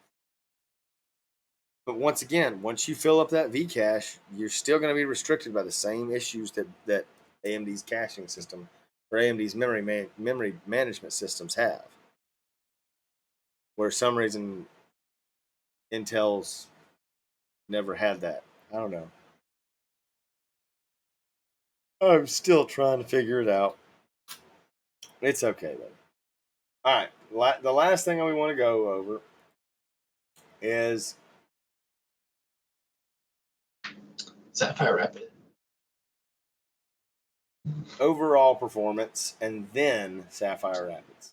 And we'll be quick with Sapphire Rapids. So I don't want to talk about any comparisons to much of it, but the 12900K they use single thread performance and they compare it to the 11900. So 19% better. We talked about that as a whole, and that is physically setting everything to 3.3 gigahertz on both the 11900K and the 12900K. All right. With an RTX 3090 at 1080p high settings, the 12900K is 19% better too. All right. With streaming, there's over the 12900K. Basically, putting the 12900K against the 11900K, it is somewhere between 20 and 25% better overall. Outside of the single thread applications in some form and factor. I mean, the 12900K within the Adobe suites is between 22 and 100%. So 22 and it's between I'm going to use round numbers. It's between 20 and double the performance in Adobe. Adobe. I'm telling you, 12900K is going to be a big thing for content creators. Versus the 11900K. The 12900K is 50% faster at the Blender MT test at stock configuration. But when reduced to 65 watts, it performs the same as the 11900K that draws 250. That's impressive. It means it's more efficient, guys. A lot. That would tell you that that's almost 75% more efficient.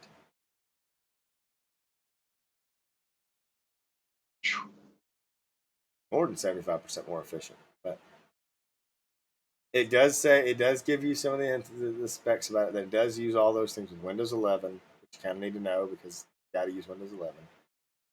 They do say that it uses DDR5 4400 megahertz or 44 mega transfers versus 3200 mega transfers.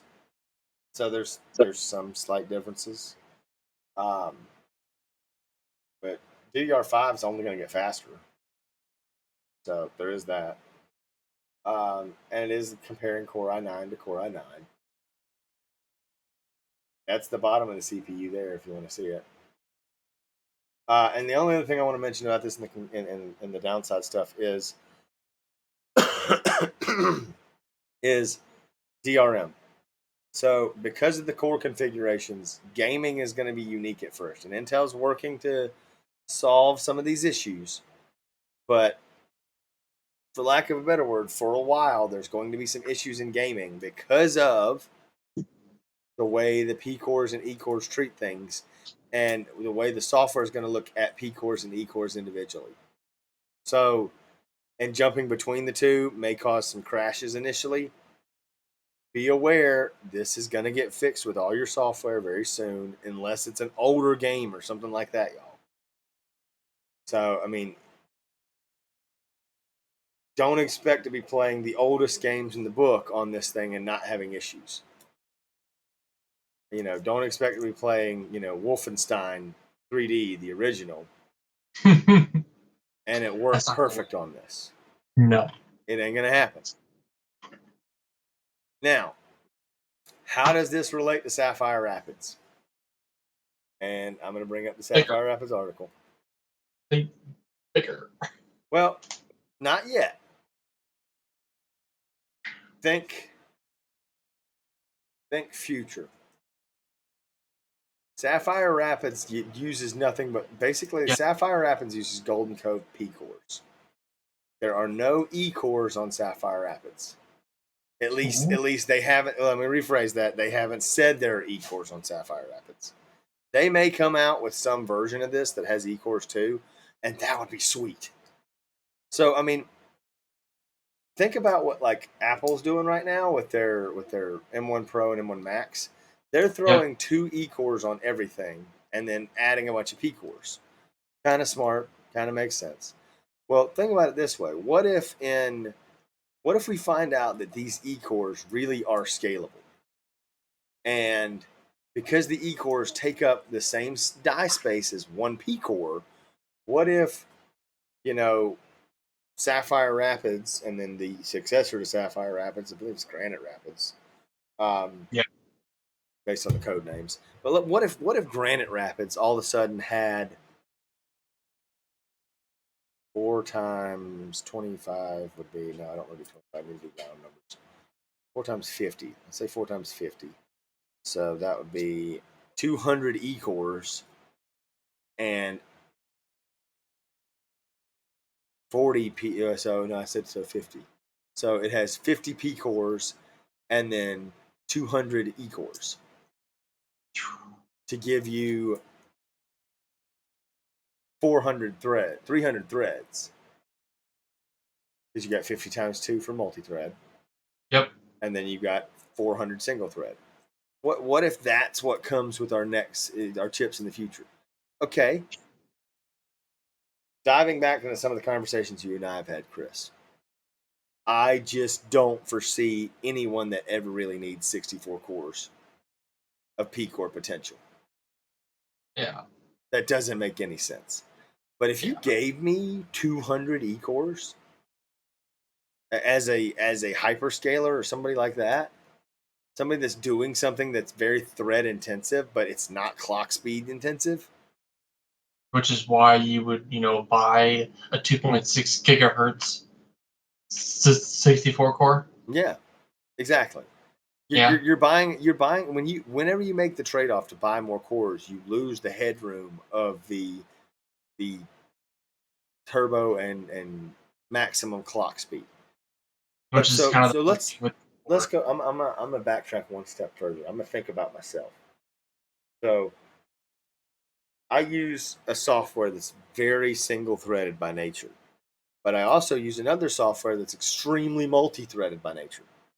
So if I had 10 P cores that could turbo up to 5 gigahertz, but I had 200 E cores that went along with those that turboed to 4. 3.5.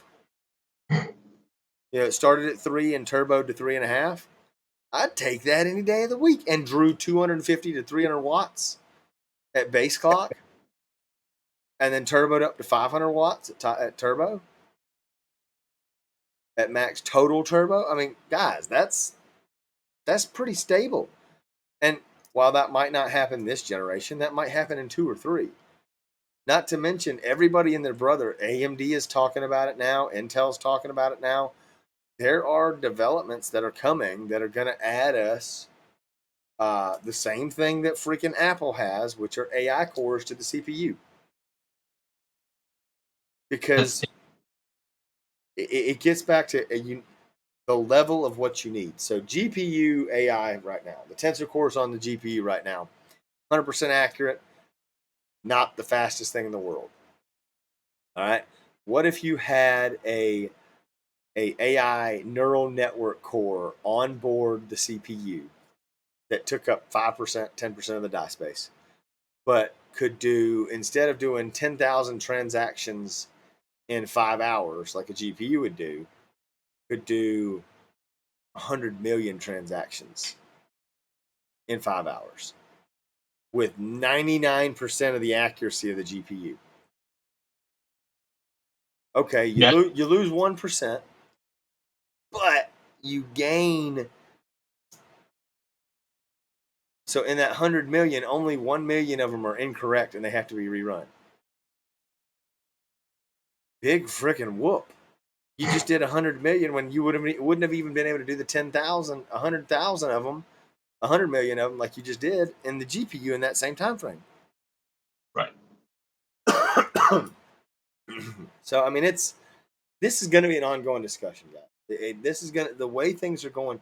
Sapphire Rapids is so right now, and me and Chris are working on some stuff to try to get some more content for you to talk about Ice Lake and actually get some chips and look at them and show them to you.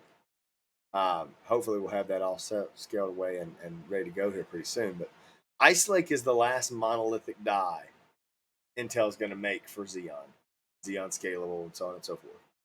So in Xeon W format, there's 38 cores and 72 threads. 76. 76 threads. Wow, math. I can't math right now.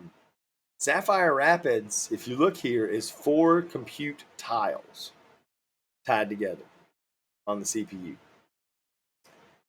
What does that mean? Well, it means that just like when AMD went into split dies, this happened. Now, so here's what's going to be unique. Here's how I think Alder Lake and the future of Alder Lake are going to tie into Sapphire Rapids and so on and so forth. So I don't know that Intel will ever make their consumer grade CPUs multi-chip.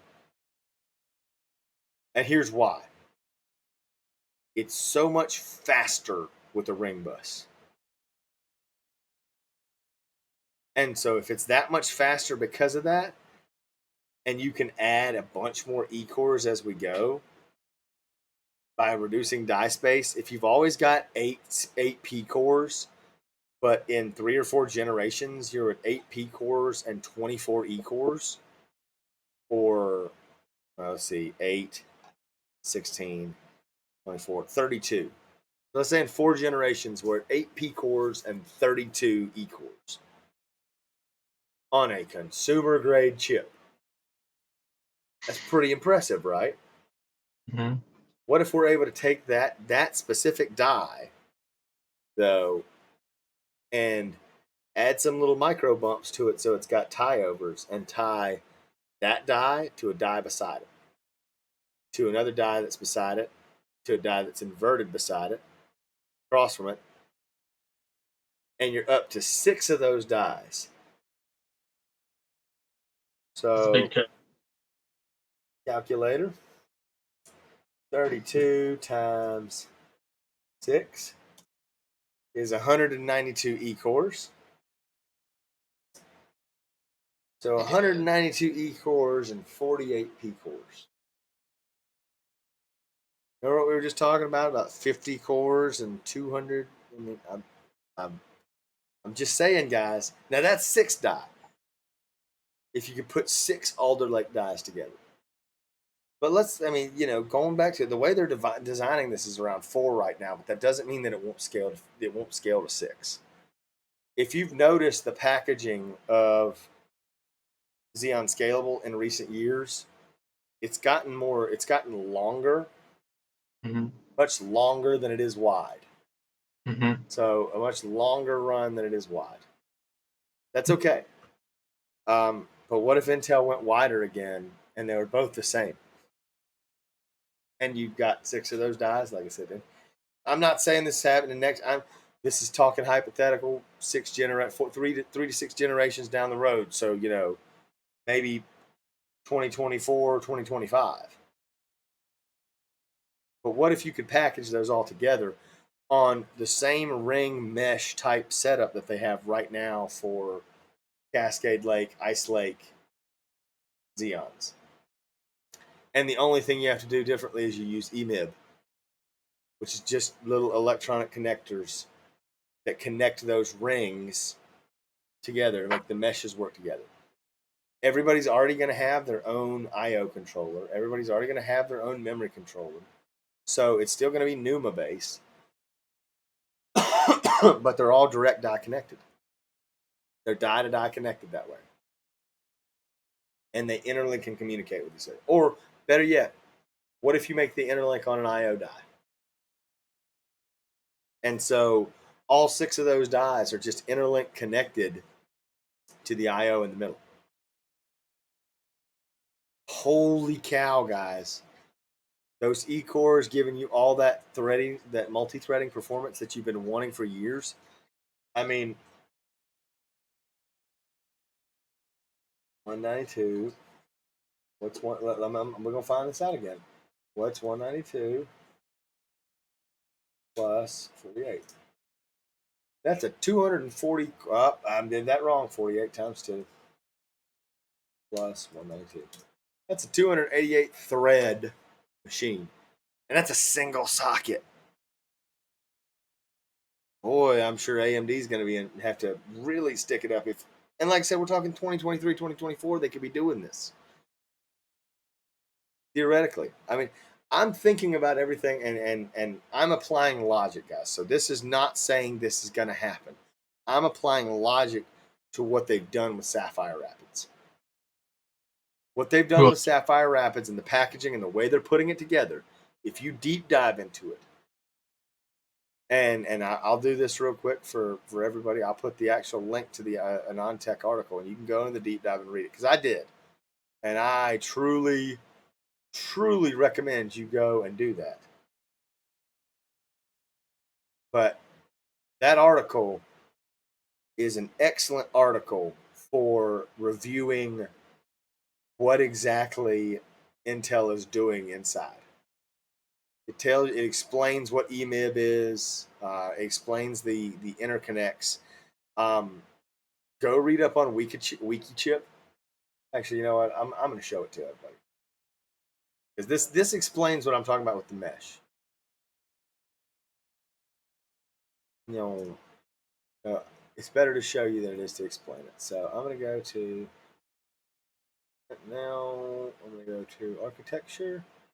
Go to Skylake. I don't want Skylake on. That's Skylake.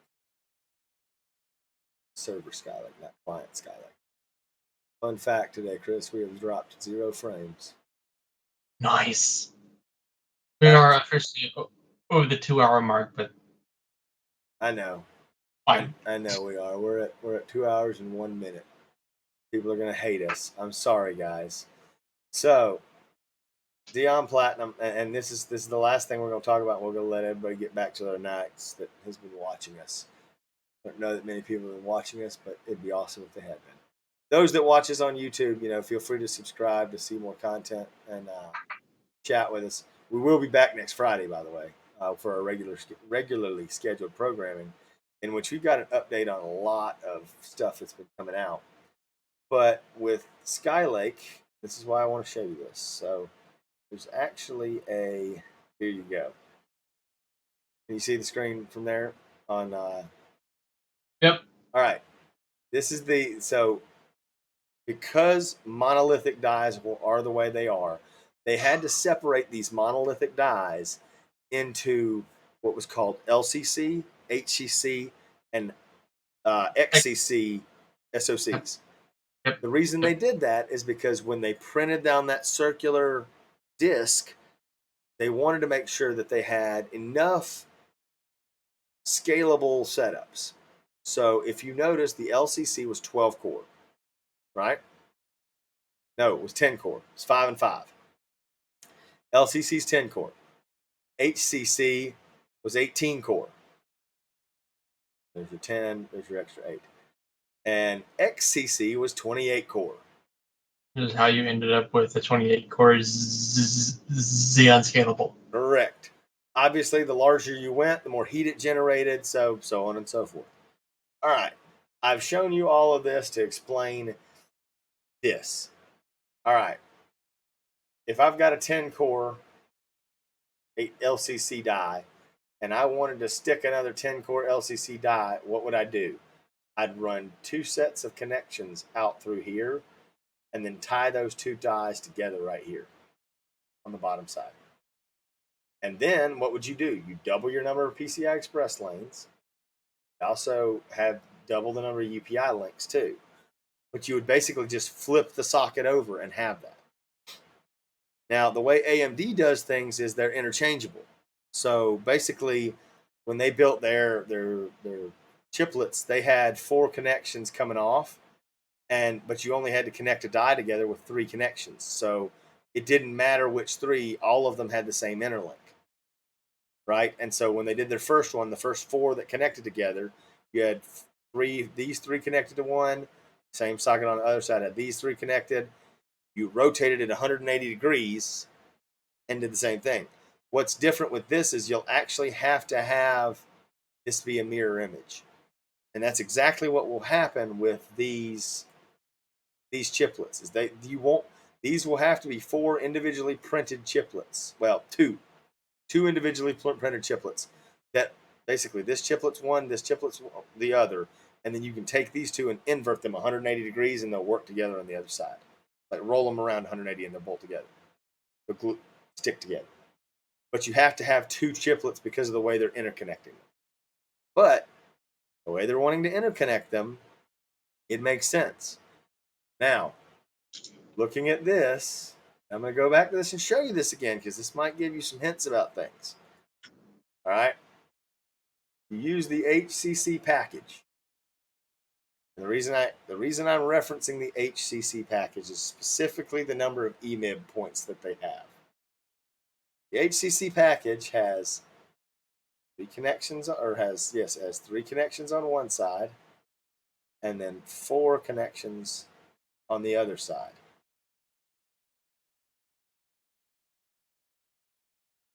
And it moves the memory controller to the other side, because this memory controller goes from 3 channel to quad channel. It's from 6X. So remember how on the bigger ones they had the memory controller had it's 8 on Ice Lake. Mm-hmm. 8-channel memory. So to keep that 8-channel memory, they moved the memory controller over to the other side. Probably dropping 4. Still got your 3 on one side, 4 on the other to connect everything together. Put a core back over here in that place. Got 18 cores times 4.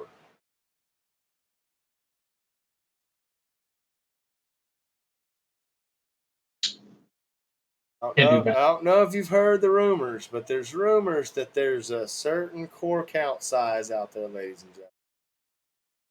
Nobody's sure how they came up with that pattern. Oh boy, I'm not sure how they came up with that pattern, guys. I'm just, man, I don't know how you would come up with that number of 72. I don't know how that's physically possible. No one out there can do math. Now, obviously, not all these chips are going to be perfect. You're not going to get those core counts out there. You would have to have an ultra bend chip to get a perfect number of cores. But I'm just saying, guys. I don't know where they came up with that number. That 72 seems awfully strange to come up with. Awfully strange to get 72 from. Where did 70? Nobody brought 72 just right out of their ass. And keep in mind, Intel is different.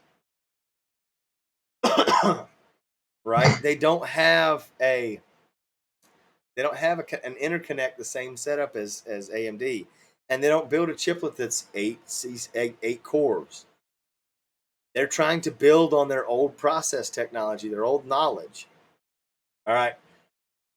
I'm just saying, go delid a 10980XE and look at how large it is. And imagine you don't have all the things perfect with it because your memory controller is not the exact same size. This thing's going to have more PCI Express lanes. This thing's going to have better UPI, so on and so forth. Just go on and look at it and see about how big they are. You'll learn why. I mean, I was born at night, guys, but it wasn't last night. There's a good chance there's a reason someone said, yeah, there's the potential of a 72 core die. I mean, no shit, Sherlock.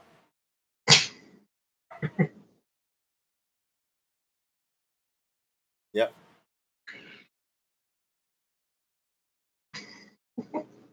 Yeah.